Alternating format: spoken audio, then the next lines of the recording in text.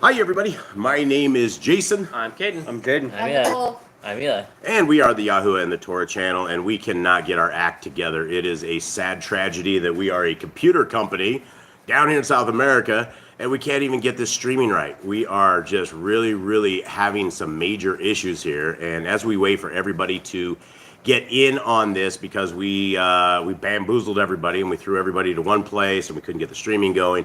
And so here we are, looking kind of like idiots, but we're doing the very best that we possibly can. So hopefully you guys will forgive us for this, and as we wait for those to come in and around, I would just like to thank everybody for being part of our little group here. I don't know if you guys could tell from my voice, but we have been, we're on 2 weeks of a common household cold that has plagued us and has done what common household colds do, which is put us in bed, make us cough, give runny noses, chicken noodle soup, that kind of stuff. And so that is where we have been on a little hiatus of this, and we hope that you guys are having very good health. We hope that you guys are in good health and that Yah is with you in all of this stuff. We are the people who believe that the laws, statutes, and commandments that are found in Genesis, Exodus, Leviticus, Numbers, and Deuteronomy are the guide to life. They are what every person needs to be keeping if they want to be a part of the kingdom to come. Now, most people don't want to be a part of the kingdom to come. Most people want to raise their hands at 8 years old and believe that salvation cannot be lost and that you can do whatever you want to do inside of this world. But that is completely contrary to what Scripture says. Our Scriptures, starting in Genesis all the way to the end of Revelations, talks about a set of people, a people who are not like the rest of the world, a set of people who are willing to get on their knees to the one and only Creator that we have, and that we are in obedience to Him and in obedience to the law, statutes, and commandments of His Son. And when we are aligning our lives in those directions, then that is the path to the kingdom to come. Now, the path of the kingdom to come isn't a easy road. It is a road that is paved with many misunderstandings. It is a road that is crippled by our inability to read the Bible from the front of the book to the end. If you are in any religion at all, or if you are in any kind of Bible-believing system, it is our best interest and your best interest to begin at page 1. When we begin at page 1500, and it starts with the writings of Paul, and Paul says, well, you don't need to keep the laws, or you don't need to do this, you don't need to be in obedience, you don't need to do that.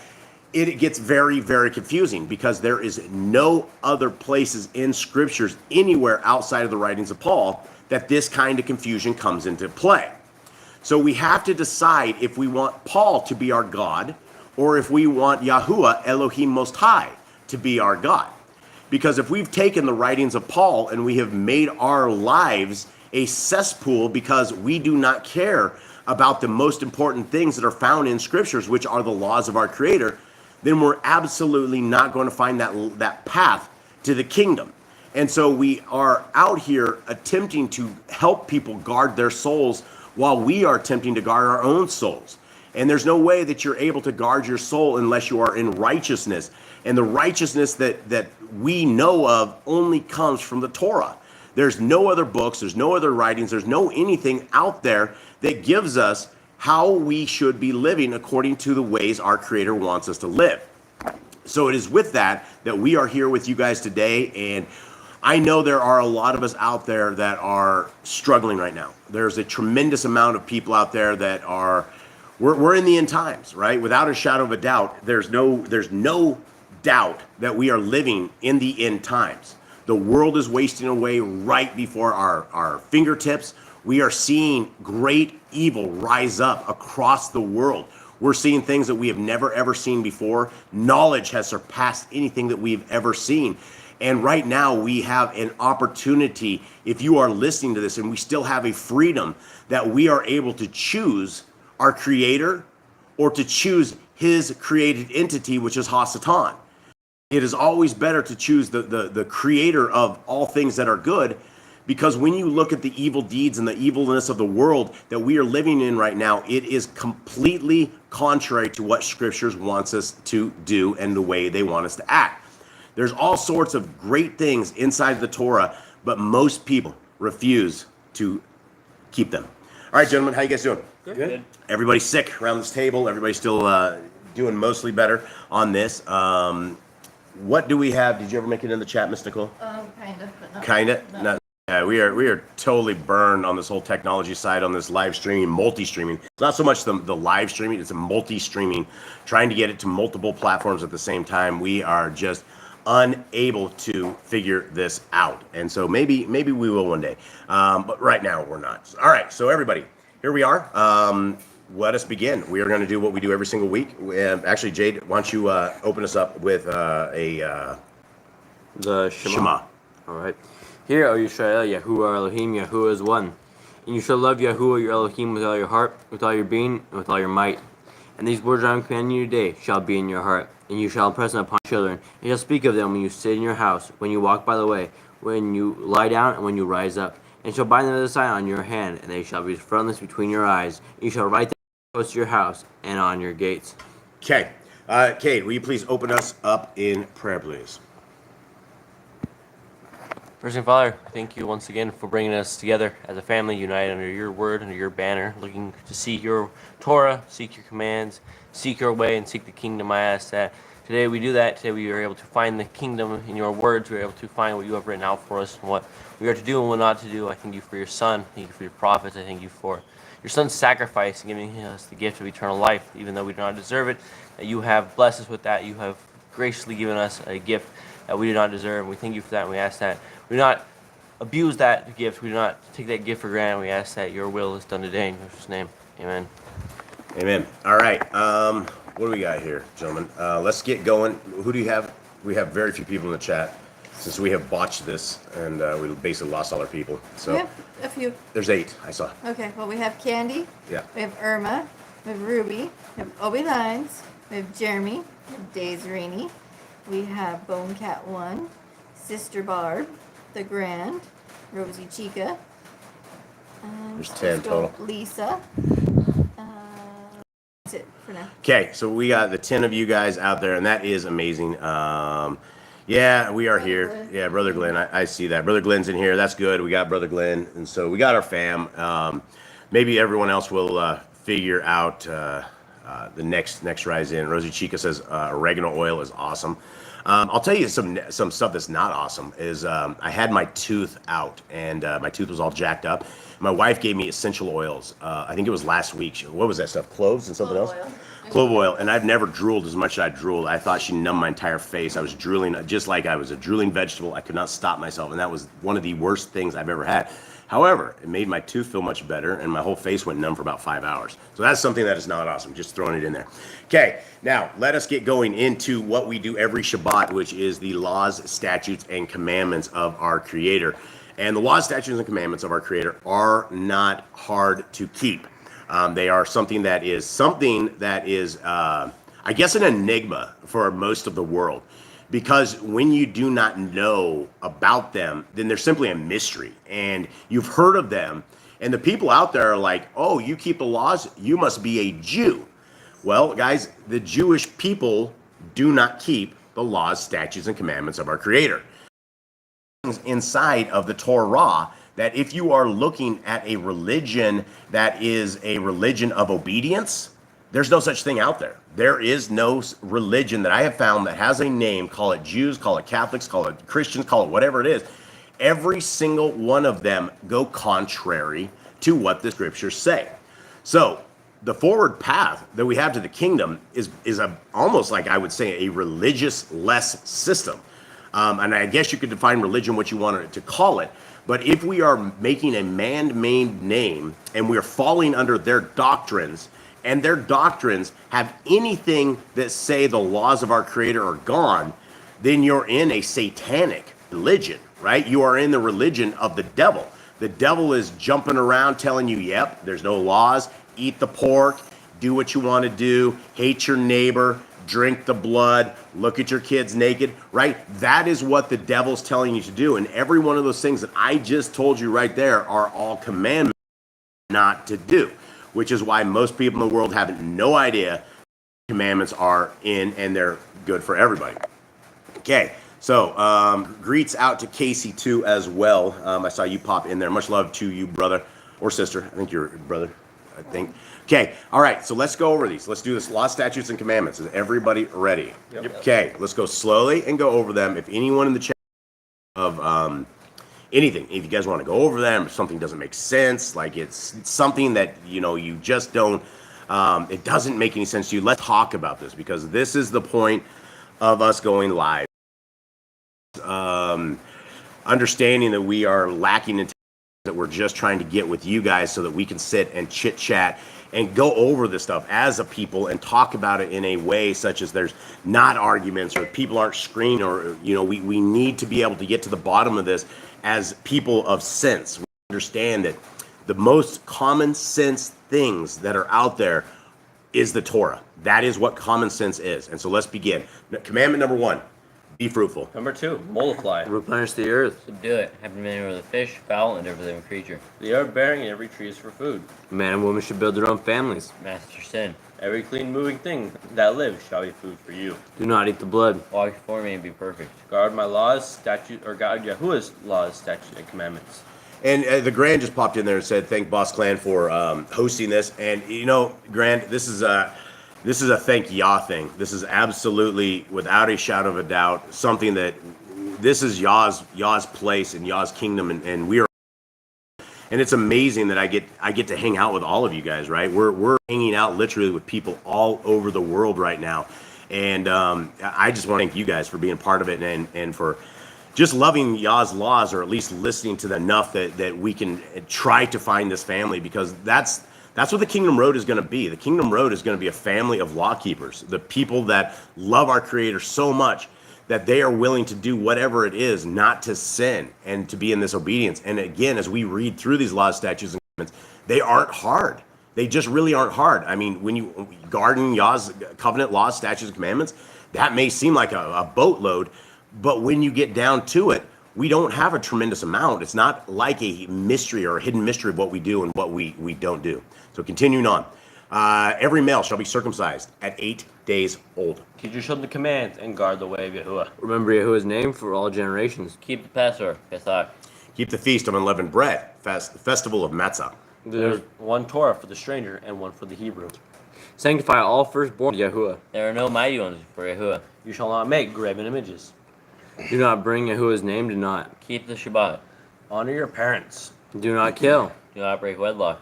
Do not steal. Do not make false accusations against your neighbor. Do not covet anything of your neighbor's. Do not make an altar from rock that a tool has touched. Do not go up to the altar by the steps. If a man steals cattle, you shall restore it 5 times. Yahuwah's law is for criminals.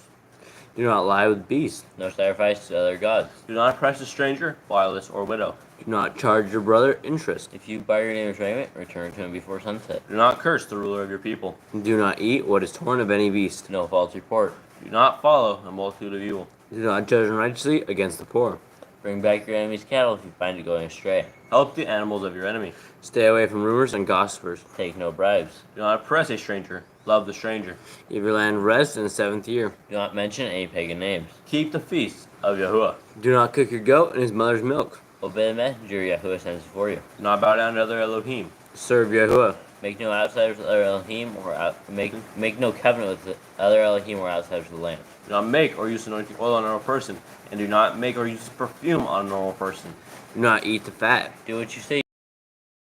Our neighbors. Obey Yahuwah's dietary laws. Women's time of separation. Yahuwah's hygiene laws. Keep the Day of Atonement, Yom HaKippurim.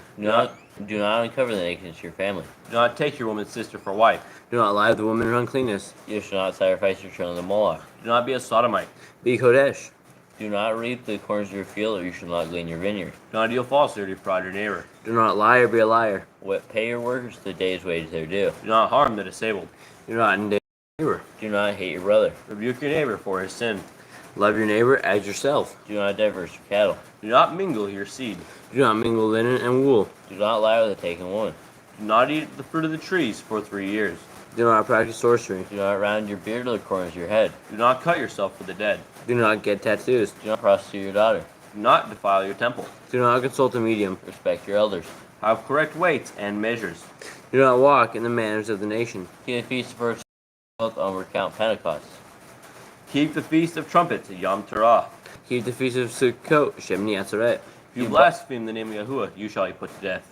If you kill your neighbor's animal, you must give him another. Repay injury for injury. Honor the Yobel, the Jubilee year.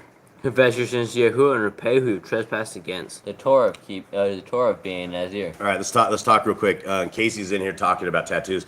This comes up quite a bit, and let's just throw Miss Nicole under the bus. She has a tattoo of a frog on her ankle.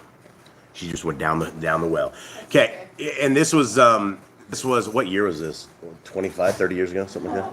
It was a long time ago. I wasn't even engaged to her at the point. She came and ended up with a frog tattoo on her thing. We were not into Torah. I was a good Christian. None of this stuff makes any difference to us. And at that point, and so here we are, 30 years later, and we have a little frog on the leg and things of this nature. And we're talking about this a lot. There's a thing about tattoos, right? We're supposed to not defile our body. And there's a problem, though, however, many of us have not come into Torah until long after we already defiled our bodies. And so that always leaves us with a conundrum of what do we do? Are we in the wrong? Are we sinning against Yahuwah when we made a decision many years ago? And now we're stuck with tattoos. Guys, we all come into Torah at different times, and the path of everybody coming into Torah isn't going to be all the same. We're going to fall in these pitfalls. We're going to defile our bodies. We're going to hurt ourselves. We're going to do stuff outside of what we should ever do. And years later, when you're in the Torah, all we can do is go back, oh boy, I did this wrong, or oh boy, I did something wrong.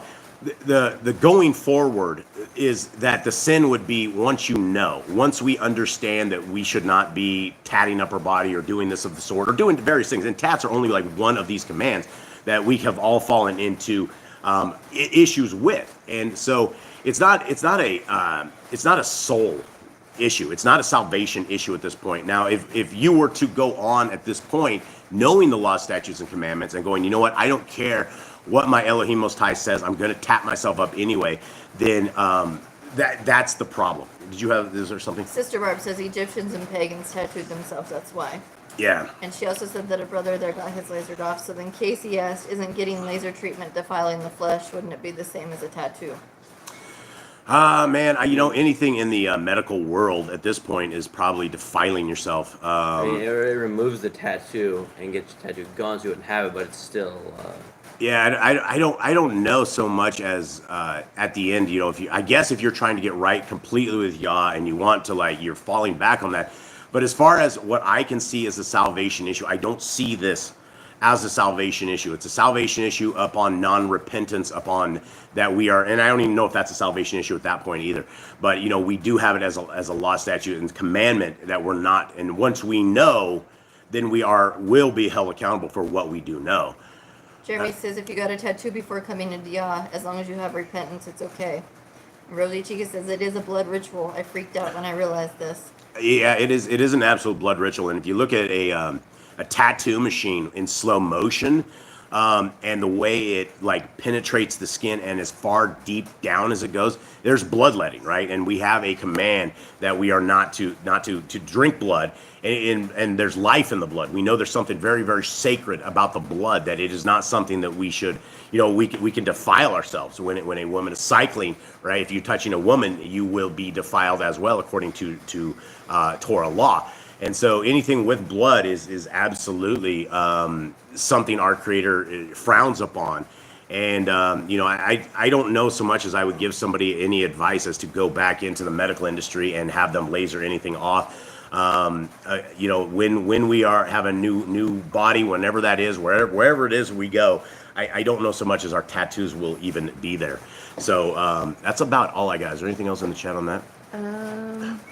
Spiritual tattoos the same. I don't know what a spiritual tattoo would be. Is that something that defiles us or something? That has Jesus practice or something. Oh, you're talking, That's what I'm thinking, spiritual like that. tattoos. Is yeah, any tattoo at all, right? I mean, we're told. I mean, even if it's what you think is a picture of anything, there's laws that in the Torah that say to make graven images or make pictures of them, or anything of the sort. So even if you get a cross or even you get this stuff, I don't think there's a tattoo that is okay. But did you have something? Yeah, and if I would say they're doing a spiritual tattoo, like say you want to show what you want to follow Yah, and say put it on your arm or something like that. You have ZZs to show that you follow Yah, so you don't need to get a tattoo for that. Yeah, we're definitely, we have zeet, and that is Jade is exactly right. That's a kind of a tattoo of the people of Yah, because I don't leave my house without my zeet on. I will not leave my yard without my zeet on. I take that back, because I always I don't want my zeet ending up in my weed eater or something of the sort. Let's see. It has happened before. Kenneth Copeland drank his own blood and encouraged the congregation to do the same. Yeah, that dude's a demon. I don't know if you've ever seen his eyes, but the stuff that dude says, and that's one of those TV preachers. There's some demonology in all of this stuff, and you can't serve our Creator and live these kind of lives where you have like 15 private jets and you're doing all this great evil, and you're not encouraging people to keep commandments. I mean, that dude is definitely a demon, no doubt. Sister Barb, your body is Yahuwah's, absolutely. I'm covered in tattoos and an unfortunate regret. Brother, that's that's what happens, right? We end up in the world, and that's why if what we know is that our parents were supposed to be teaching us Torah. That is the way of what we were supposed to learn. Before you were ever able to get your first tattoo, you should have known from your parents, and that's what the guiding is all about. That's why we have laws, statutes, and commandments, that our parents teach us this, and that we at least have this idea. A lot of times I don't think people are going to be held accountable on a tattoo side of the thing, because most of us had no idea. The tattoos are just part of the world, unless you are into scriptures where it's very clear that we are not to tat up our bodies or any of that kind of stuff. Okay. Brother Glenn did say removing the tattoo does not remove the fact that you got one. Yeah. So as long as you repent from Yeah, it. and I think that's right. Even the laser surgery, I would imagine there's some sort of a blood thing or two. I don't know exactly how it just burns it off, but I'm sure there's something else. So I would probably, Father, forgive me if I'm wrong, probably keep my tattoos if I had them at this point. All right, so let us continue on with this. Anyone know where we're at? 104 or 105. 104. Hold on. Jennifer's having issues on the streams. Okay, Sister Barb says it burns off. And anyone else, can you guys hear us out there? Or have we gone to the YouTube dark side and can't broadcast like it's normal? YouTube black hole. Yeah, the YouTube's black hole. They seem to throw us here.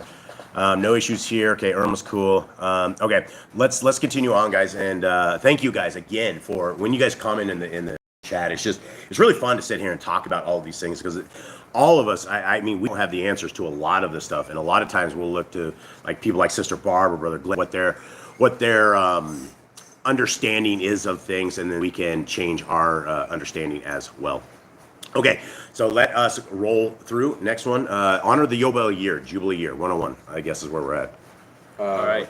Confess your sins and repay to Yahuwah and repay who you have trespassed against. The Torah of being a Nazir. Burns your garments. The Torah, the laws of whoever touches a corpse. Follow Yahuwah's law of vengeance. The Torah law of keeping your oath to Yahuwah. Do not add or take away from the word. Okay, that's an important one right there, guys. This is where a lot of us will fall. If you step into a religion, then by default you're breaking commandment 8, right? It's very, very, very clear.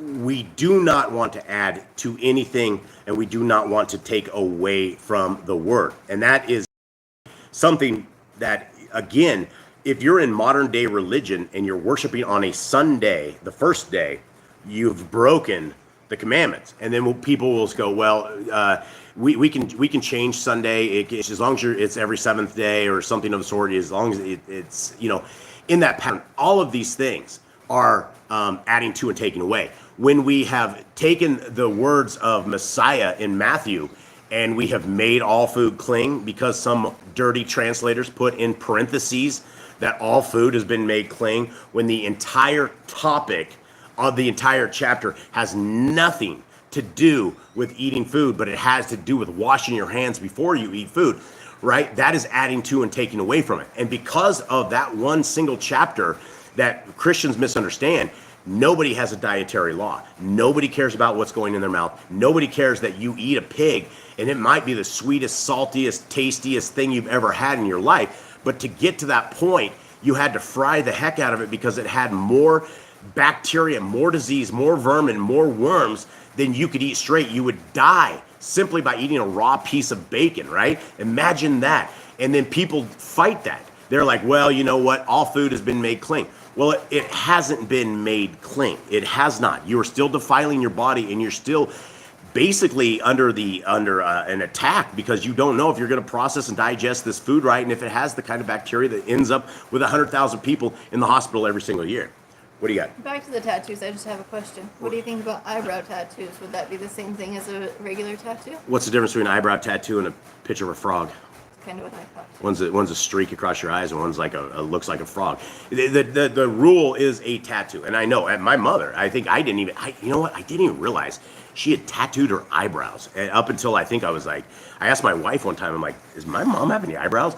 And I guess like long before when I should have actually realized this, somehow she decided she was going to tattoo eyebrows on or something of the sort. I guess that's a thing with women.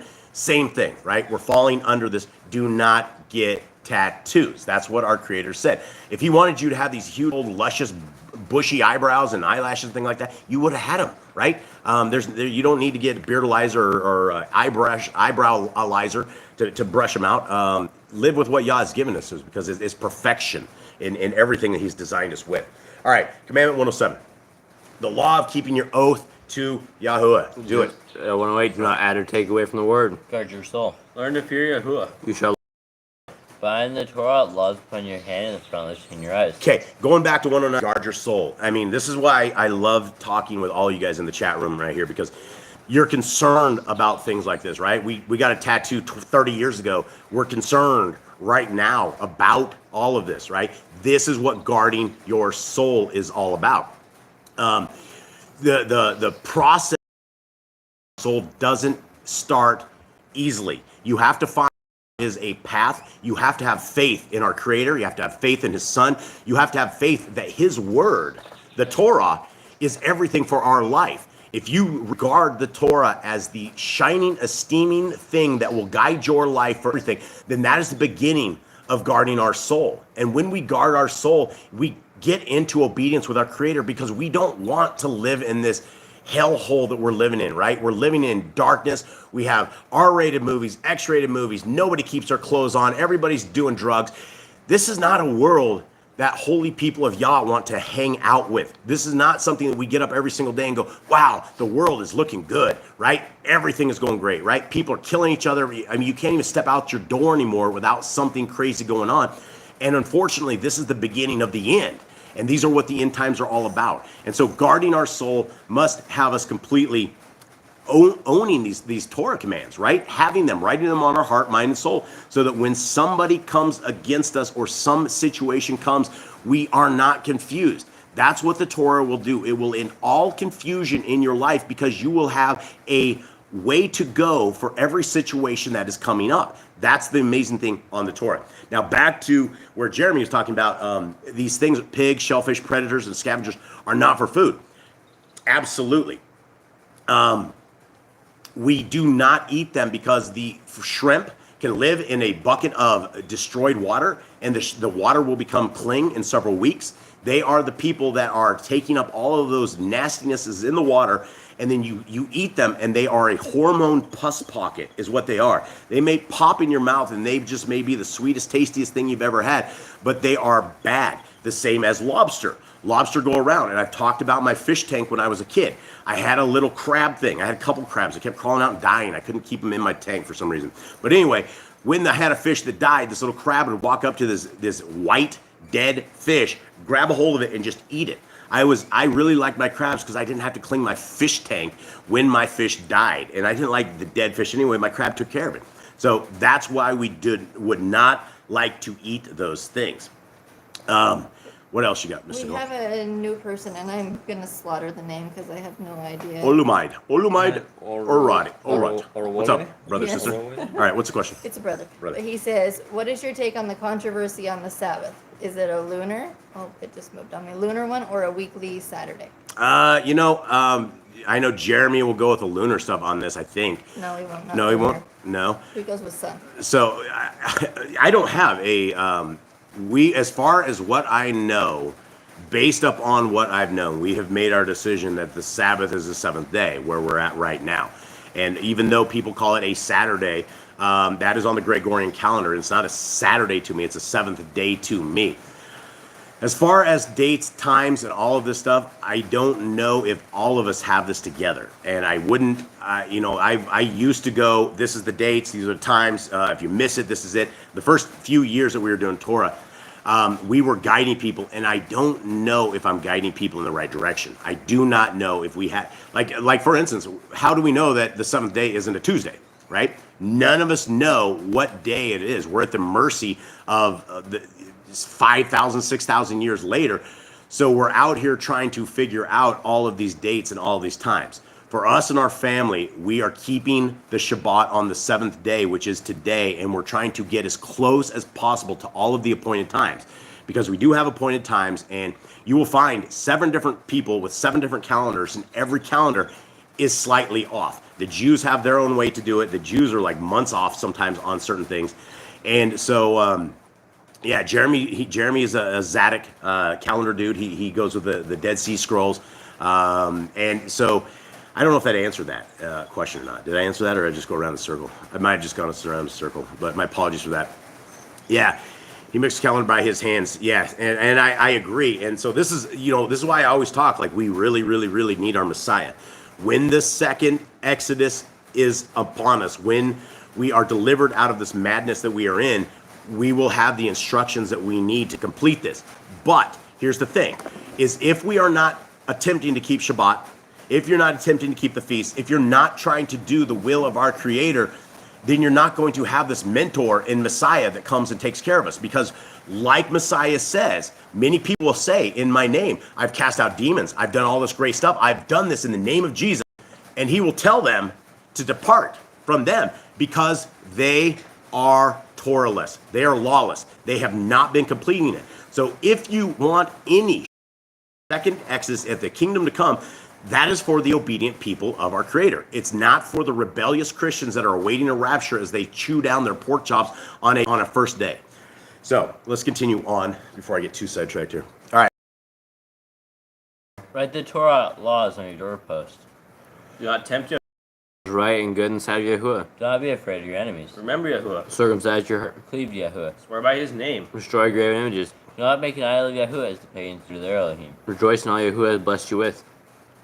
Do not do what is right in your own eyes. Do not hearken to the words of the false prophets. Do not make any baldness between your eyes for the dead. You shall not eat any abominable thing. You shall give the stranger clean food that dies of itself, but you shall not eat of it. Give tithe of your increase of seed year by year. Torah laws at the end of the 7-year release. Do not borrow from the nations. Do not harden your heart, nor share your hand from the poor. Guard month 1 of Yahuwah's calendar. 3 times a year all males shall appear before Yahuwah. You shall make judges and officers in all your gates. Do not plant Asherah poles near the altar. There must be 2 or 3 witnesses. Hearken unto the Nabai prophet Yahuwah has chosen. The prophetess of Deuteronomy. Do not remove your neighbor's property line. How to deal with faultiness among Torah keepers. The first child is to get double portions. If your brother's cattle or clothes are lost, you find them, you must return them. A woman should not wear what pertains to a man, nor a man wear what pertains to a woman. All right, let's hit it. Casey had a question on this thing. Is coffee kosher? And the name, the code, I mean, as far as being kosher, we have no laws, statutes, or commands that talk about coffee. There's nothing out there. What I will tell you about my research with coffee is that it is a killer. And when pesticide. it's a pesticide, and when you actually drink it, and we've had our runs with it over the years. Mystical and I have completely, probably drank the coffee places dry. And then it was a couple of years ago that I went down this road of research, and in this road of research, we found that when you drink coffee, over 50% of the blood flow in your brain is taken away. So that's right out of the gate. Your very first sip, your very first lap of coffee, and you lose blood flow in your brain. Now everybody says, "Oh, that's a great thing. We're all spunky. We're all high. We're loaded." Right? Well, that's not supposed to be. We're not supposed to be losing blood flow in our brains. It just sounds like a very, very bad thing. And when you read more into it, like the actual research, when people have drank coffee, it's not so much as the coffee, but it's the stuff that is left in your body for days on end. The actual, the coffee stuff turns into something completely different. And I have a bunch of videos on my channel about this. I went down the rabbit hole for a while. And it is it's not healthy, right? It is not something that I'm thinking that Moses probably sat there and had a cup of Joe, even though he was a Hebrew. I don't think it was that at all. And the earliest that I can find people were drinking coffee was in the 1500s or 1400s. It was like a goat farmer out in the middle of something, noticed his goats were eating some sort of coffee beans, and then decided this was a big hit. And then they went, and then the world has become, basically it's a low grade amphetamine. And so I don't think the people of Yah should be drinking caffeine. I don't, and I know there's a lot of people that will say, oh, that's not true, because I had a lot of controversy the first time I talked about all this. But there's nothing in Torah that says you should not drink coffee. What did I miss in the comments? No, Jeremy just said coffee is a plant, but I know Jason has much to say about coffee. And then he says growing and raising your own is best for everything, but many are unable to do so, so praying over everything is the best idea. Yeah, Sister Barb's right. If it controls you, you have to control it. Yeah, absolutely. Addiction kills, right? And it doesn't matter if you're brushing your teeth 15 times a day and you can't stop brushing your teeth, or you're drinking coffee, or you're sniffing crack or something. I don't know. So it's all the same. Addiction is all bad. So regardless, we try not to have coffee when we are able to. We did really, really good up until we did the Bible project, and then we've fallen from the coffee grace. And we're about to go back onto the no coffee grace as well. So, all right, let's roll on. All right, 144. A woman should not wear what pertains to a man, nor a man wear what pertains to a woman. You find a bird's nest with the mother and the babies. And yeah, I got it. Go ahead, hit finish. Or eggs, take the babies, but not the mother. Yeah, and like Brother Glenn said, coffee is addictive. Yeah, without a shadow of a doubt, guys. I have been in the drug world since my youth, right? I've been a street thug. I've sold drugs. I've been all into this. I've done every drug there is to do, except the new school stuff. There's a bunch of new school stuff that seems like everybody's in the street drooling. I never did any of that stuff. But what my observation is from stopping caffeine is it's equivalent to heroin. People can stop heroin. People cannot stop smoking cigarettes. That's what I have noticed in life. Very, very few people are able to stop smoking cigarettes because it has over 100 different drugs in it. People are able to stop heroin, but the coffee is of this same problem. If you try to stop cold turkey, you're going to get massive headaches. You're going to get really tired. It takes a solid week or more to come down from coffee. And so all I can do is tell you my experience with hardcore drugs across the world, and that you wouldn't want to do any of those, and you wouldn't want to do things that gives your body this kind of problem, because in the event you can't buy coffee and you're stuck on coffee, it's like anything else. You're out there looking for some grounds. You're going to be sucking on a coffee filter, just like the guys smoking the cigarettes, and they smoke the butts of the cigarettes when they're trying to give it up. So that's what this is. Much love to you, Jeannie, not of the world. Good to see you. Flu-like withdrawal when going. Yeah, we went through a flu-like withdrawal when going to decaf from regular coffee. Yeah, it is. You can't. And again, I have more experience in drugs than most of you probably will ever will, and you should thank Yah for that. Not something that you want to do if you want to be free. If you are okay being a slave to addiction, then coffee is your friend. If you're not okay being a slave to addiction, then free yourself and get rid of that stuff, because it. Continue on. 146. 146. It'll be lived on. You must put a railing around it. Do not be a prostitute. Do not use dirty money. The Torah of divorce. Do not take a pledge or a person's millstone. Do not take a person's millstone for a pledge. If you lend to your brother, do not enter his house to get your payment. He must bring it to you. Return his clothing before sunset, if that was his pledge. Do not oppress a hired servant that's poor and needy. Every man shall be put to death for his own sin. Do not go back for the forgotten sheep in the field. Leave it for the stranger, fatherless, and widow. Do not muzzle your ox when he treads out grain. If your brother dies and has no child, you shall take his wife and in the firstborn after your brother. At the end of 7 years, you are to read the Torah, the feast of Sukkot, the tabernacle. All right, so we made it. We got through this, and we were a little late, but now we're actually even later. But I guess it doesn't matter. Hopefully, you guys don't have anywhere special to go. Okay, Eli, lead us on, brother. Okay, so here we are, everybody. What we're going to be doing is we're going to be reading out of the book of Exodus, which is what we are into right now. Jade, can you give us a quick update on where we are at in Exodus, where things are at? As we all know, Moses got the children of Israel out of Egypt, brought them in the wilderness. They complained, they had issues. Yah gave them blessings, gave them food, gave them water, and then Yah wanted to teach them commands. He wanted to teach them personally, so they all cleaned themselves up. Talked to them and they started thundering in loud sounds on a mountain. They all stood before the mountain. They're all allowed to go near the mountain or they will die. Moses is the only one that can actually go up to the mountain without dying. And so they're all afraid. He's hearing commands. He gave them about 10 commands. Where we get the 10 commandments from is Exodus 20. And so Yahweh gives them the thing, and the children of Israel are all scared. All scared. And why are they scared? Loud sounds. The loud sounds, the lightning, the thunder around. Yeah. All right, so here we are, guys. So let us begin. This is Yah Scriptures in the bottom, and it is the Targums at the top. What do you got? You like? Chapter. Okay. Did you get it? Are you good? Okay. Now I know it says give to Caesar what is Caesar's and to give you others. What is your take on that? What is the last part that disappeared on me? So it says, now I know that it give to Caesar what is Caesar's and to God what is God. What is your take on the money today? It says God we trust on it. Well, I mean, on the back of it, it says, in God we trust. It also has an all-seeing eye of Satan on a pyramid, which is a Freemasonic pyramid, which everything in there in, what is it, Italian or something? I can't remember what it was. Greek? It's Latin. Latin, that's what it was. Yeah, everything in Latin is extremely Masonic. I agree with give to Caesar what is Caesar's.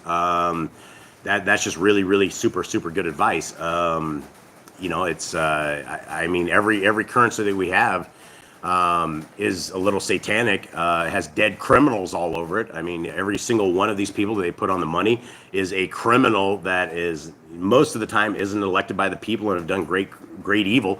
And now they're celebrated on money and currency.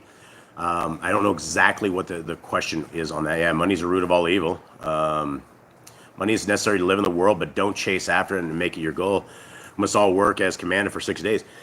Yeah, it's one of those things. It's a necessary evil. There's probably lesser evil ways to make it than some tasks, some places that we can go in the world. And it's just we're all trying to get through it. I don't know a world that we can get into it where we don't have to work for the man or you know, be around those who we probably wish we didn't have to be around just to make it, though. So. Brother Glenn says we live in the world even though we are not of the world. Yeah, and yeah, give to Caesar what is Caesar's. I mean, I guess if I wouldn't recommend, considering that's not even a legal law, but if you want to pay your taxes, then you got to pay for it to give to Caesar what's Caesar's. Actually, it's not even Caesar's, the IRS guys, but it's all Caesar. So here you go. Okay, so let us go right here and let's get rolling on this. And Miss Nicole's going to have to flip the chat over there. Okay, 21. And these are the right rulings you are to put before them. And who's this? This is Moshe. This is God. This is Yah talking to Moshe. The right rulings which you are to put before them. 2, when you buy an Hebrew servant, he serves 6 years, and in the 7th he goes out free, or not.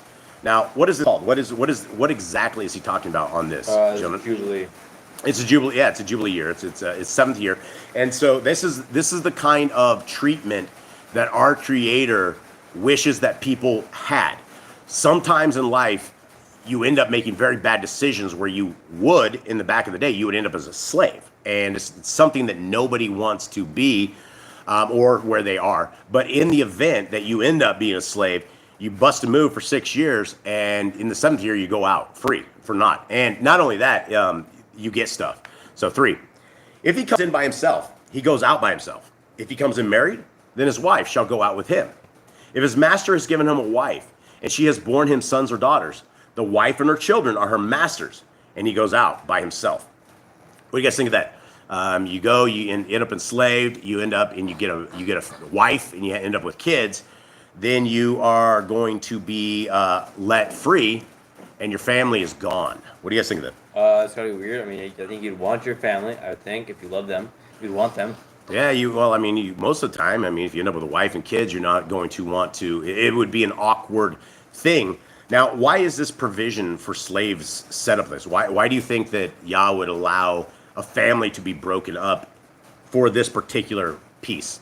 Maybe because he was a slave and not a free man, and that He desired more freedom than over the family. So should a man end up with a woman that is a slave and the kids if you're not the master, if you're just a slave? I don't think I understood that question well. All right. So if you are a slave that comes in and you end up with a wife that's given to you, do you think you would own this woman or as a wife? I mean, it was given to you and as a wife, and that means that they become one flesh. I mean, if you take it, use this, separate two flesh. So I think they should stay together. Yeah, I think it's more like when he gives you a wife, I think more like you become part of the family than just like. Yeah, you would hope so, but you're still going to fall out under these slave rules that in the 6th year, when you work, you go out, and at this point, you either are going to choose slavery or you're going to choose your wife, right, or your family. And so that's an interesting choice. Okay, 4.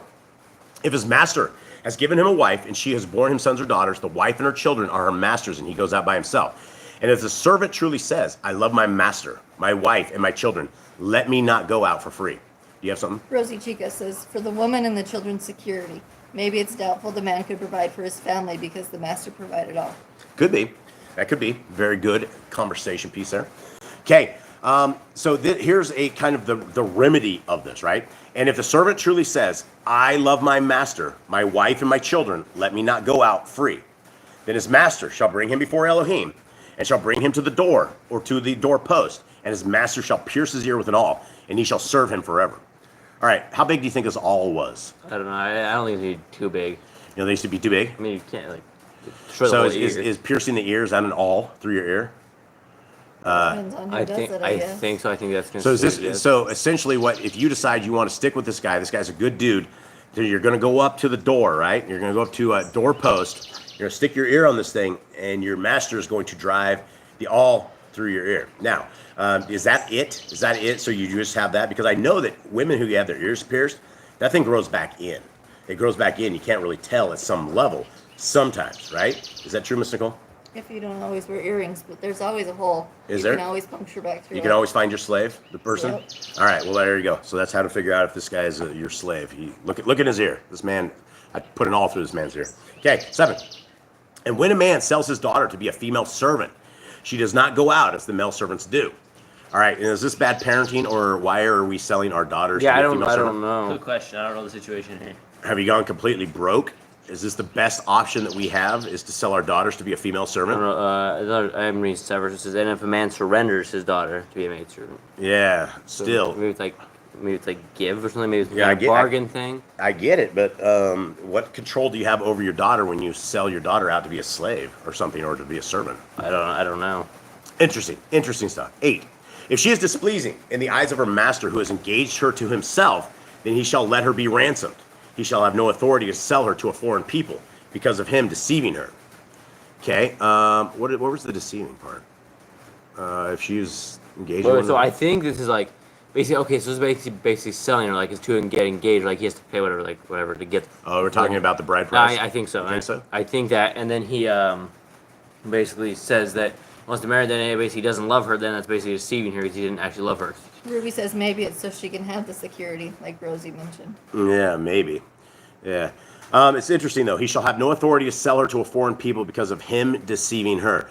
They call it that deceiving part is when I think it's like him saying he loves her, right? Or he's going to take care of her, and she's displeasing in the eyes. And then, and that's the thing of our Creator. There's some amazing laws, and one of these laws simply is the rape law. And when we first went over the law of rape, that a man rapes a woman, if she's still a maiden, he has to marry her. He doesn't get killed right out of the gate. It's you marry her, and you do not marry her, right? You have humbled her, and so because of that, and I was a little confused about that, right? And I went to a brother of mine, Brother Todd Bennett, and I'm like, look, this command seems a little wacky here, right? You can go rape a woman, and all you have to do is marry her after that act, right? That just seems a little brutish, seems a little off. And he explained to me how great it was, because if you would have been a woman that got raped, you would not have an opportunity for a husband, right? You would be adultered if this guy was still alive. You would not be cared for. This woman would have been shunned back to her dad. When her dad died, she would have nobody to support her. She would end up on the street. She would become what we do not want. So even in the worst vile act of rape, our Creator has made laws and rules that are supposed to rebuild things and make them lesser evil than what they were. Okay, anything else? Let's see. Sister Barb said that rejects her as his wife after keeping with her, has relations, and refuses her as a wife. Yeah, then- and then sells off to the foreigners. That would be completely evil. And Casey says, what's the thing about monogamy? I can't say That's the multiple wife thing. it. You can Polygamy or monogamy? There's like two different things. There's one where it's like one one can dude, have more than one wife one- is a Hebrew. yeah, one dude is a multiple. I don't know what the question is on this. We've gone over this before, but we'll go over it again. We have the laws, right? As in, if you read scriptures, there's really a man could have multiple wives according to scriptures, but we have to take it back to the times and places that this was. Back in the days, let's say for instance, any one of our forefathers that did not end up with a fleet of women and a bunch of kids, you could have marauders come by and wipe out your entire family. The strength of your family was upon your sons, and the strength of all of the people that you could have. And so at the beginning, this was all a survival thing. This was how to populate the earth. This was how to keep things going. In most situations that we read in scriptures, it did not turn out well. The women were fighting, the kids were fighting, the people were fighting. It never ever came to anything good. From Abraham having a concubine, Hagar, it did not turn out well. You can see of all the situations from the time she ran off, she was run off, she was kicked out, that it did not work out well. It's not something that brings a family to strength. You are not going to try to raise a family and have a wife and kids and then decide in the middle of this that you're going to get another wife. And it's not going to go over well in today's things. Is there a law against it? No. But we had a purpose for it back in the days. And scriptures is very, very clear. Messiah talks about the love of a husband and the love of a wife. It's called one flesh. You're supposed to have two flesh. You're supposed to be bonded as one. And in certain situations, say like 6,000 years ago, where the marauders were coming to wipe out your entire family, that's the only way to stay alive. And that's the only way to build it. But it doesn't mix and mash with today's society. It's just, you're not going to build a strong family by doing this. Anyway, and in fact, I've seen people in these current days attempt this, and it doesn't do anything. In fact, there's a whole group of Torah keepers that are, I'm not even mentioning their names, but everybody knows who they are, and they are all down with this. And they all are, they preach it, they teach it, they talk about it, and what you can see from the outside is that it destroyed the group. The stuff that it does, it just brings in great evil, and it's not a good thing. It's not a good idea, in my personal opinion. Okay. Mashiach said, have one wife. Yeah, have one wife. And Moses even taught, they were talking about, I think it was Messiah that said this, the only reason that Moses gave a reason for divorce is because the people's hearts were too hard. You're not supposed to hate your wife. She is supposed to be a bond to you, right? You are her, she is you. You guys work as a team, run as a team, everything as a team. And that's the power of that teamwork, is because, for anybody who's been married, I will say the wife is the greatest part of me, right? If there is any good part of myself, it's my wife, because she is the awesomeness part of my badness. And we really complement each other, because I'm completely wild and she's pretty quiet in things. And so it is a very complementary piece that she can control me, kind of, in certain ways where most people were not going to ever get me to calm down at any means. So it is a precious thing, the entire marriage. It is something that should be, people should find their love, and it may not be the greatest looking female you've ever seen in the world, but beauty is on the inside. And all of these fake women that are just so magnificent, it's not a good life of chasing them around and getting them where you want to be.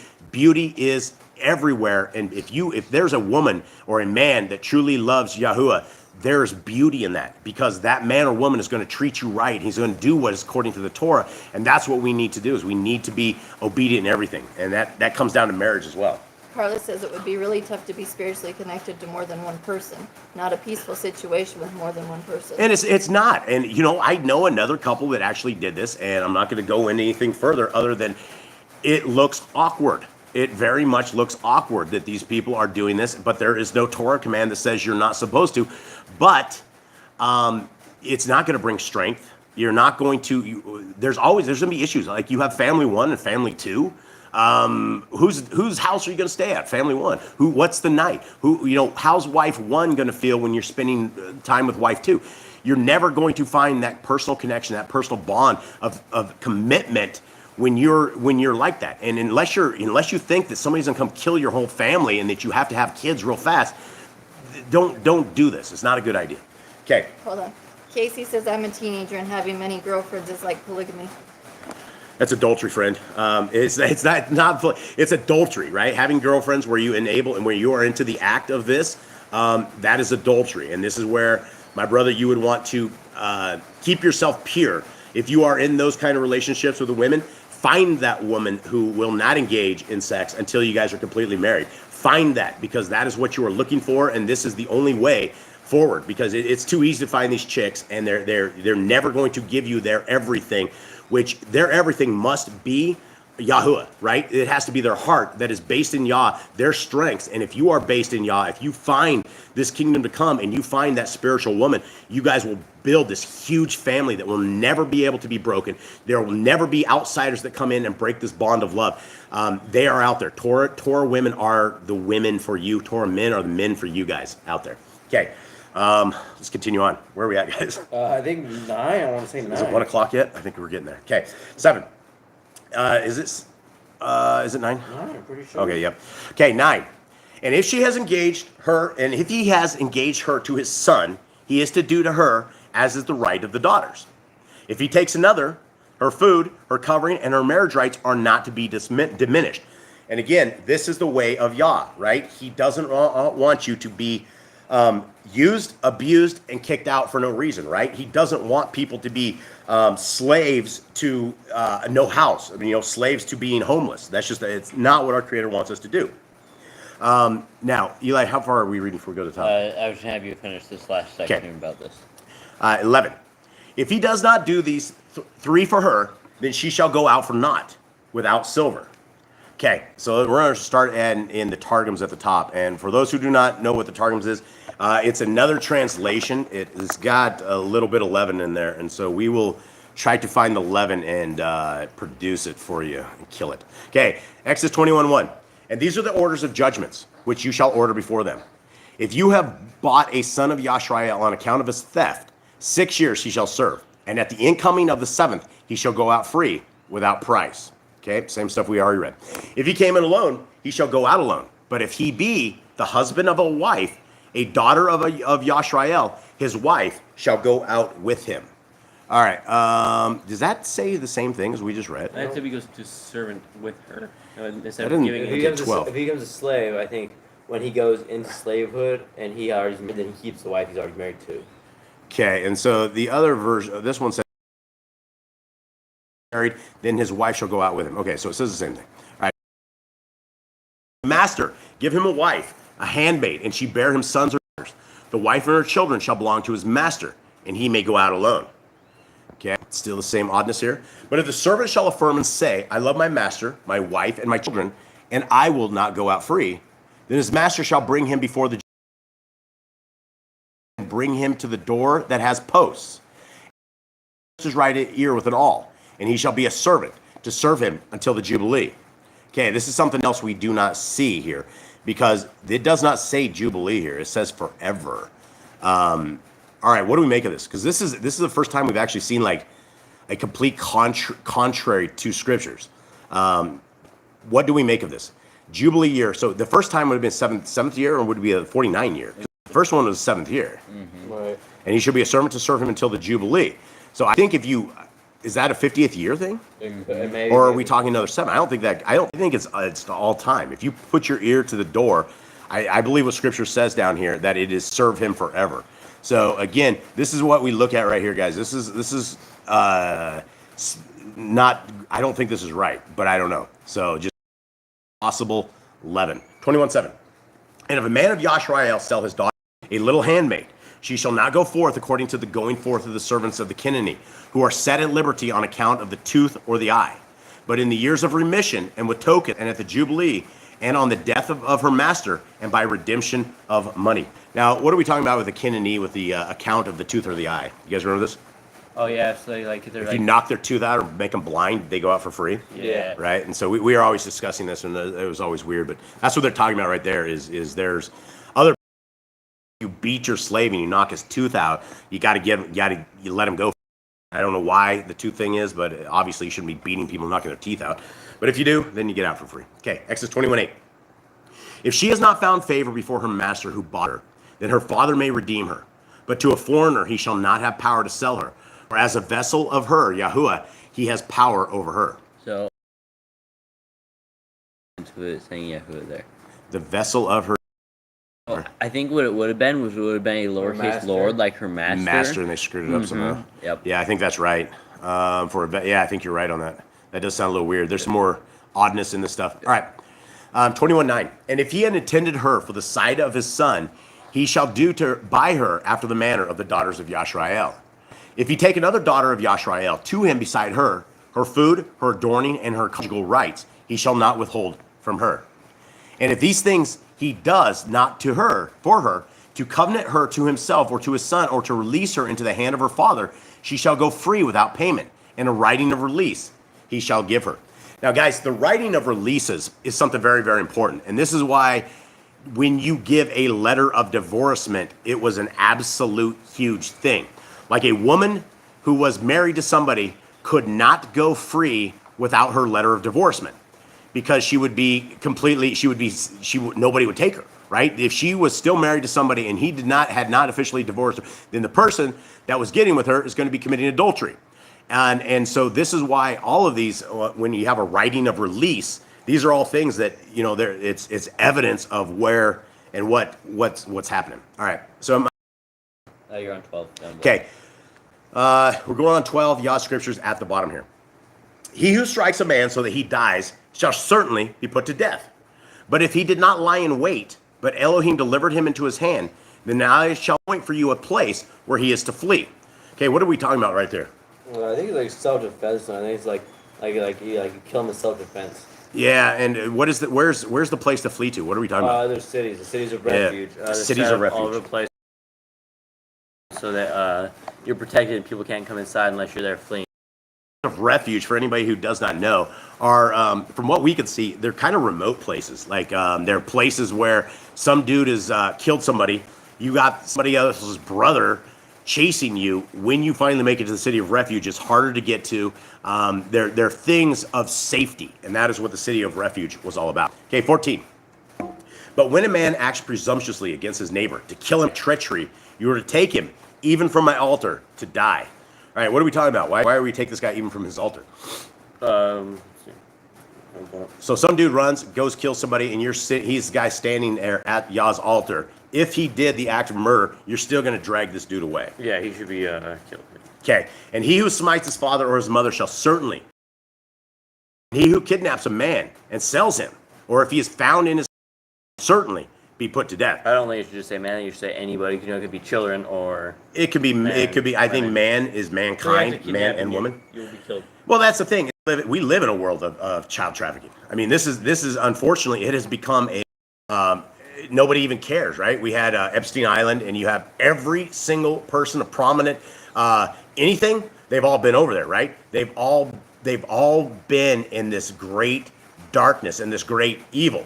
So according to Torah, dude, we should be knocking these planes out of the sky. Every time they fly over there, you should be bombing those things, dropping them in the ocean. Every single time they leave that island, they should be gone.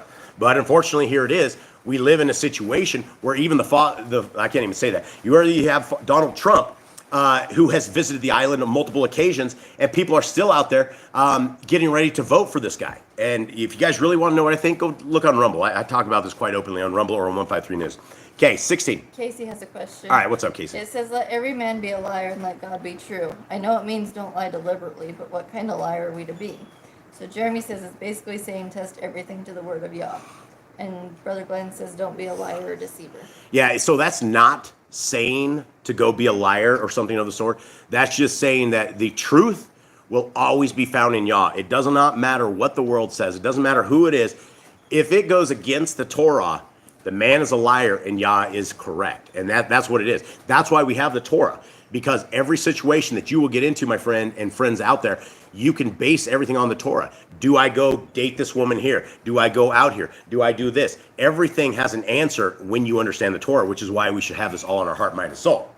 Okay, let's roll on. unless somebody has anything else. Epstein Island is called Millstone Island. Yeah, Millstone Island. Yeah, absolutely. Millstone Island, you bet, and they've all been there. And now we live in a society where they release like here's 15 names of the evil people, and then here's another 15 names of the evil. Oh yeah, here's another. You know, instead of letting everybody deal with this, and the problem is when everybody has the names, nothing will change. You still have a guy who visited the island a whole bunch of times, and people are still considering voting for this guy. It is insane. Okay, 16. And he who kidnaps a man and sells him, or if he is found in his hand, shall certainly be put to death. And he who curses his father or his mother shall certainly be put to death. And when men strive together and one smites the other with a stone or with his fist, and he does not die, but is confined to his bed, if he rises again and walks about outside with his staff, then he who smote him shall be innocent. He only pays for lost time and sees to it that it is completely healed. He is completely healed. And so these are very good things, right? Our Creator has come up with answers for absolutely everything. If you accidentally get into it with some dude, you crack him in the skull, he doesn't die but is confined to the bed, all you got to do is pay for the time he was off work, pay for his food, pay for this stuff, right? That's a very good system. That is a great system. 20. And when a man smites his male or female servant with a rod so that he dies under his hand, he shall certainly be avenged. So there you go again. Dudes are beating up his servants, and these are weird scenarios that we talk about because we don't have servants. And if we had servants, I can't imagine that I would be beating them up. I don't know. Maybe they're belligerent servants or something. I don't know. But these are weird things. 21. But if he remains alive a day or two, he is not avenged. He is his property. All right. So you can beat the guy to a living pulp. And if the guy lives a day or two, he is not avenged. Thoughts? Anyone? I guess that's the way it is. Don't beat your servant. Don't be your servant. Okay, yeah, be good. Okay, and when men strive and they smite a pregnant woman and her child come out, yet there's no injury, he shall certainly be punished according as the woman's husband lays upon him. Wow. Well, that's not gonna be good. No, You got the husband putting beating. Yeah, and I mean what I mean, this is the thing, is if a man strive, and so basically they're fighting a pregnant woman, the kid comes out okay, then the actual punishment is afflicted upon the dude that beat up the wife, and it's what the husband lays upon him. I don't know where's the limits of what the husband can lay upon this guy. It doesn't define any limits. So Yeah, I don't know. This is gonna be. You better hope that husband, that wife, have come to love you in that time or something, because it's Hopefully they're merciful. yeah. Okay, 23. But if there's life, eye for eye, tooth for tooth, hand for hand, foot for foot, burn, wound for wound, lash for lash. And when a man smites the eye of his male or female servant and destroys it, he is to let him go free for the sake of his eye. And that's what we're talking about right here, that they were just talking about previously. And when an ox scores a man, did I miss one? 27? Yeah. I was looking at your mom. What did you have? Did you have something there? Casey has another question. What's- Is the law true today and applicable? If I curse my father, should I be put to death or obtain mercy? Well, I guess you got to figure out why you're cursing your father to begin with. It would be a good start on this thing, but the Torah is the Torah, right? You don't want to go down that road. I don't know how old you are, my friend, but I will tell you from personal relationships, I had a very tumultuous relationship with my mother and stepfather, to the fact that I left the house at 16 years old, and I didn't really have a conversation with them up until about 2 years ago, when I really had a conversation. So that is that. And I can tell you that I led a life of anger, and I led a life of wanting to inflict damage back to my overly aggressive parents at the time. And it's not a good path. So if you are cursing your mother or father, we all fall under Torah. It's the same law for the stranger. It's the same for the Ebrium. So yes, if you're cursing your father or mother, you should be put to death. Unfortunately, that's what the Torah says. So it's probably best to get right with them, and whatever issues you guys might have. It's time waits for no man, and our parents that were always, I don't know, for some of us not impressive growing up, they get old, right? They are not the same people as when they were. They probably wouldn't do the same things as when they did in the back, and we got to learn. We got to walk on, and we got to forgive them, because it is something that we got to do. What do you say? He says, I hit my father in the face. The law says I should be put to death. Yes, unfortunately, that would be the case. The good news is we have a Messiah. We have Messiah Yahushua. And where you're sitting right here, right now, you're learning the laws, statutes, and commandments. My brother, we can't undo the things that we do. Sometimes we get into this stuff because we don't know the Torah. We don't know this stuff. Ask for forgiveness, brother. And regardless of how angry you are, if you walk these lands with anger, it will just tear you up. I promise you, everything in your life will be worse. Your blood pressure will be up. Your health will be worse. I held on to hate my entire life, and that is what I will tell you from my experience is that I should not have done that. And 25 years ago, I should have made peace. We have to live and learn, and here it is.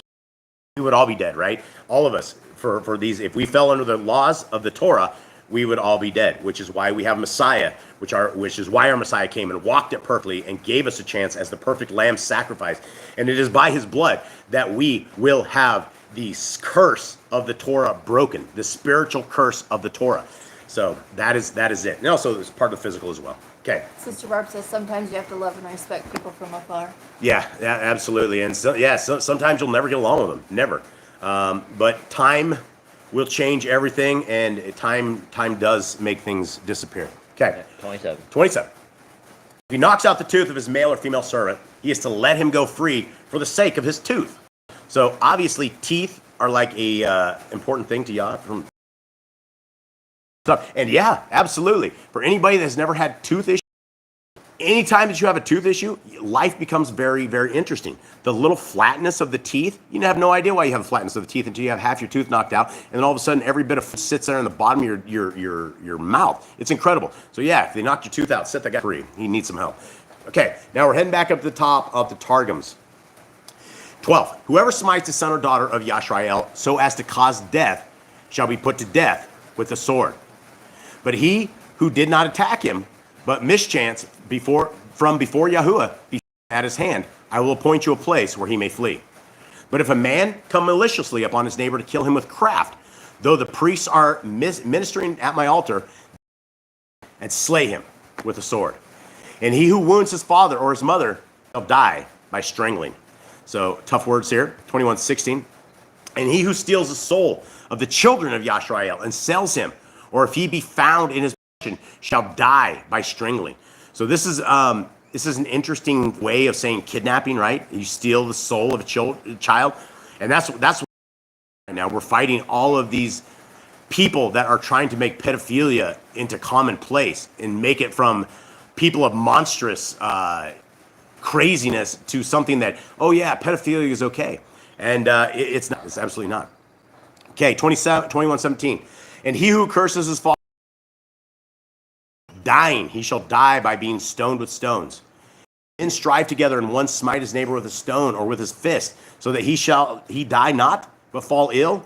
If he rise again from his illness and walk in the street upon his staff, he who smote him shall be acquitted from the penalty of death. Only for his cessation from labor, his affliction, his injury, his disgrace, and the hire of the physician, he shall make good until he be cured. So it gives us a little more understanding of what if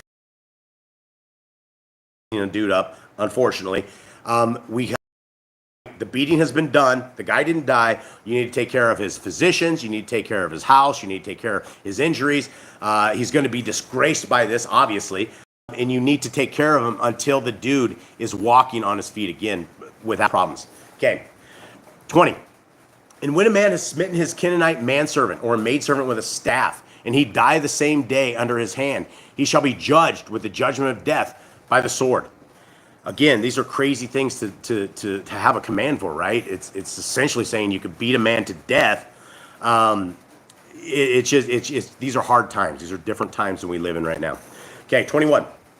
But if the wounded person continue 1 or 2 days from time to time, he shall not be so judged, because with money he had bought him. All right, 22. If men, when striving, strike a woman with child and cause her to miscarry, but not to lose her life, the fine on account of the infant which the husband of the woman shall lay upon him, he shall pay according to the sentence of the judges. All right, that tells us a little bit different than what we had just read. This is about miscarrying. This is I like the first one. The husband could deal with this too. Well, this is different because the first one didn't miscarry. Yeah, so let's look at 22 and what it says. And when men strive, and they shall smite a pregnant woman, and her child come out, yet there's no. That means the child come out. That means she's dead, Yep. right? That's what that's saying. Yet there's no injury, he shall certainly be punished, according as the woman's husband lays upon him. That's just tough stuff right there, right? All right, 23. But if death befall her, then you shall judge the life of the killer for the life of the woman. The value of an eye for an eye, the value of a tooth for a tooth, the value of hand for hand, the value of foot for a foot. All equivalent of the pain of burning for burning, and of wounding for wounding, and of blow for blow. You know where I'm at down here, Eli? Yeah, I'm 27 down below. It's 28 actually. Okay, continue on up the top, guys. And when a man strikes the eye of his Canaanite servant or handmaid and causes blindness, he shall let him go free on account of the eye. That's interesting, right? I mean, that's saying that you're going to be beating people with sticks, right? And absolutely like hitting them in the face. Yeah. Crazy. I guess there's no mercy back to the slaves or something. I don't know. I don't know what to make of all this stuff. Exodus 21:27. Out the tooth of his Canaanite man or maidservant, he shall make the servant free on account of the tooth. And if an ox, okay, now we're at 28. Okay, so now we got to go down to Yah Scriptures and finish this up. Okay, Yah Scriptures, verse 28 at the bottom. And when an ox gores a man or a woman to death, then the ox shall certainly be stoned, and his flesh is not eaten, and the owner of the ox is innocent. Okay, now we had a cow that didn't quite gore somebody to death. He tried to gore Eli to death. Eli came back, and he was in tatters. It looked like he'd been drugged through a knothole, and he had like just totally, his clothes were just ripped to shreds. The Mr. Ed, our old cow, that is no longer Mr. Ed, he did. But he like went grabbed you, like threw you to the ground, drug you across the ground. You came back. But that was the end of that, and Mr. Ed went away. Heaven, I think, or somewhere. Maybe he went to cow hell. I'm not sure. Yeah, I went to our freezer. It's a little colder in the freezer. Okay, 29. However, if the ox was previously in the habit of goring and his owner had been warned, and he has not kept it confined so that it killed a man or a woman, the ox is stoned, and his owner also is put to death. If a sin covering is laid upon him, then he shall give the ransom of his life, whatever is laid on him. Whether it has gored a son or gored a daughter, according to this right ruling, it is done to him. If the ox gores a male or female servant, he is to give to their master 30 shekels of silver, and the ox is stoned. And when a man digs a pit and does not cover it, and an ox or a donkey falls in it, the owner of the pit is to repay. He is to give silver to their owner, and the dead is his. And again, this is why I talk about having answers for everything in the Torah. There's always answers in the Torah, right? If you had an animal that fell in a pit, or you had something happen where you are not responsible for it, there's a payment system that is there. And so our Creator has not left anything untouched. He gave us answers for every kind of incident that we have. 35.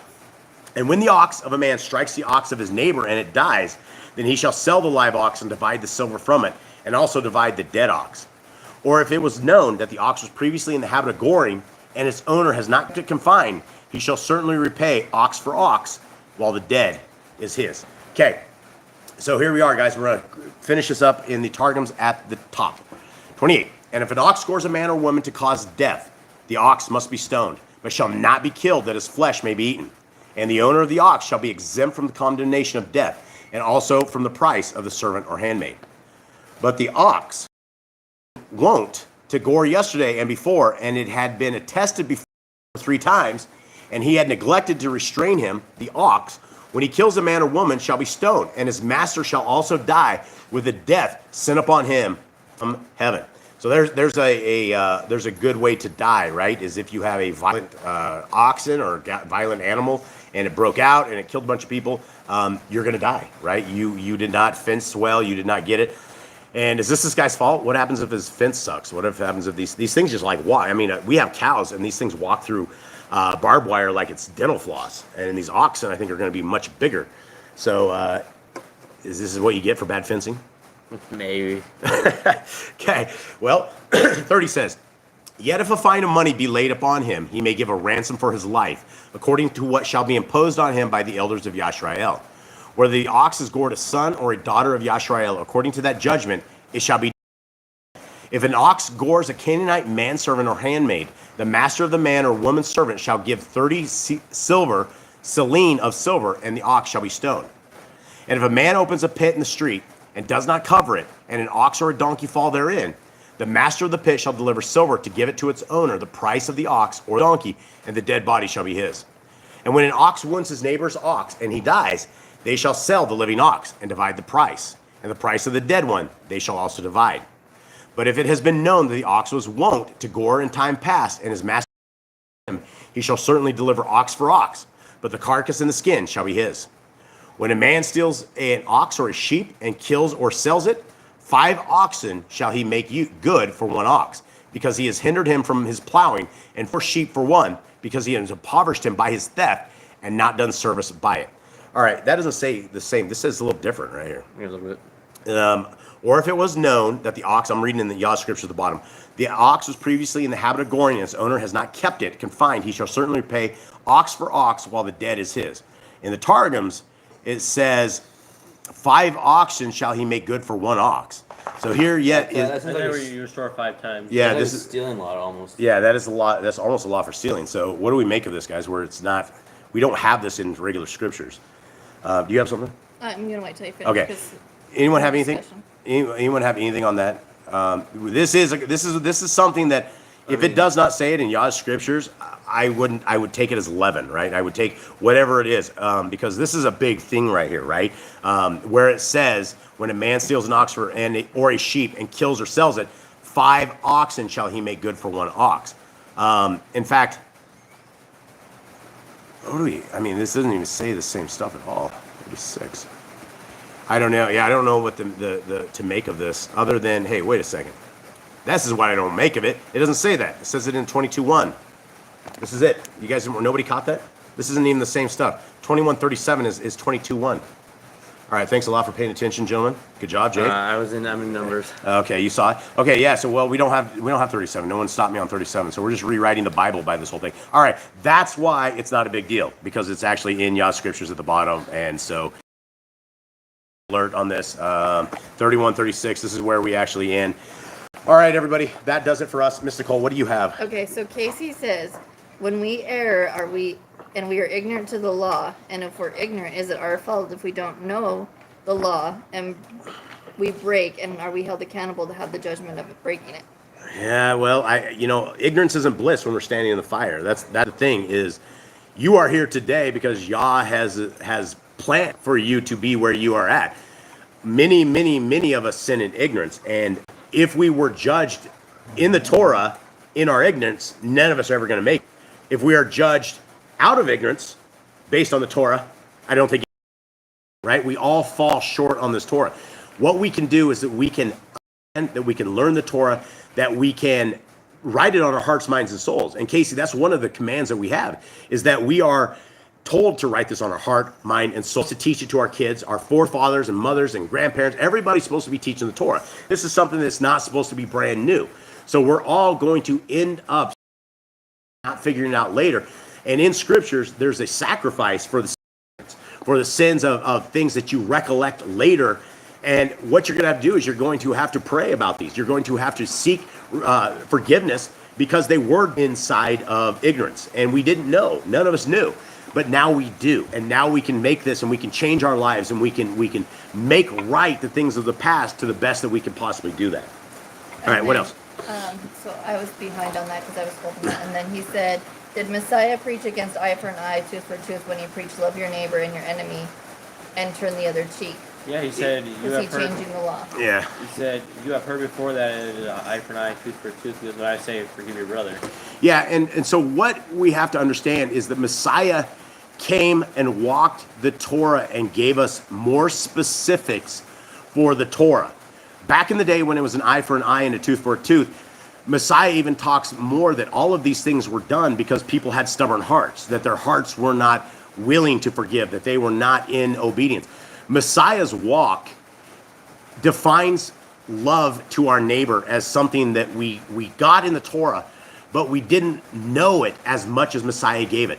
When we are told to forgive 70 times 7, right? That's not in the Torah. We know that we're not to just hold grudges and to make enemies and to let the sun go down on our anger. But we didn't realize that when we are told to forgive 70 times 7, that's not new. That's just grasping more parts of what Torah always was and always is. And that when we harbor anger, when we harbor resentment against our fellow neighbor, we're harboring it against a child of the Most High. And we are told to love our neighbors and to do all of of that. And no, I don't think Messiah changed the Torah.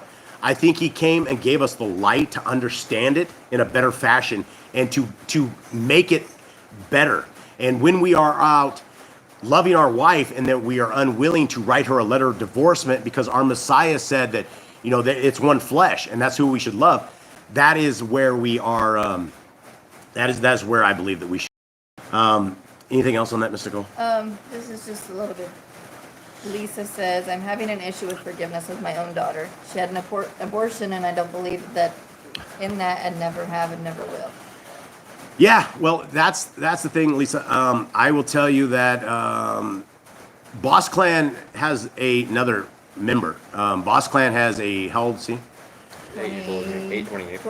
28-year-old boy. His name is Bo Boss, and he was from my very first marriage. And Bo Boss, I didn't get to raise him, and I was basically kicked away from him. But in his growing up, he did the exact same thing. And he killed my grandson or granddaughter. And he and his girlfriend, out of wedlock, complete issues. And I have a very big issue with him. And 10 or so years ago, he came down with us, and he didn't make the cut.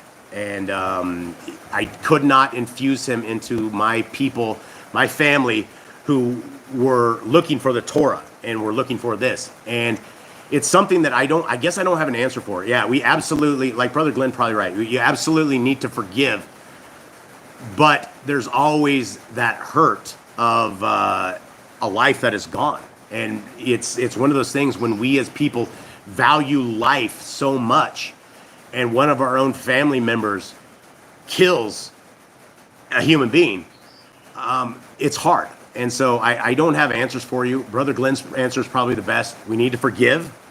And as much as I have forgiven my son, I don't talk to him a lot.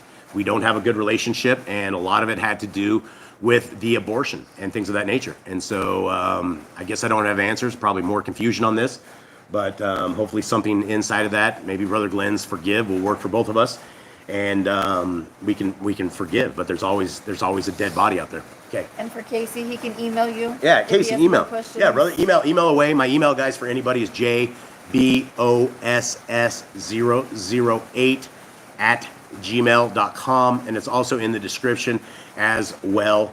Yeah. And Put it in the chat as well. yeah, put it in the chat. And so I guess that's it, everybody. We love you all. We thank you guys very, very much. Jade, will you please exit us with our Aaronic blessing? Yep. Yahuwah bless you and guard you. Yahuwah make his face shine upon you and be gracious unto you. He will lift his countenance upon you and give you peace. And they shall put my name upon the children of Israel, and I will bless them. Okay, and guys, we'll ask for apologies now. Our dogs always break out. We have 9 pit bulls that sit around our feet at all times, and they always seem to know when it is time. You're going to get some dogs howling here. Much love, everybody. We love you. Hit it.